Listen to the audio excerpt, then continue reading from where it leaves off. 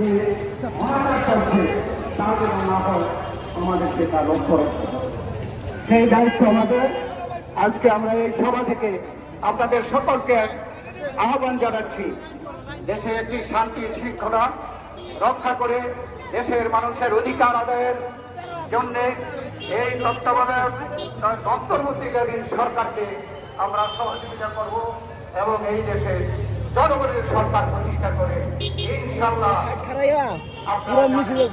জনগণ কিন্তু বাংলাদেশ জাতীয়তাবাদী দলকে দেশনেত্রী বেগম খালেদা জিয়াকে তারেক রহমানকে বাংলাদেশের জনগণ ক্ষমতা দেখতে চায়। সেই সুযোগ সৃষ্টি করার জন্য আমাদের সকলকে প্রস্তুত থাকার আহ্বান জানিয়ে আমি আমার বক্তব্য শেষ করছি। আল্লাহ হাফেজ।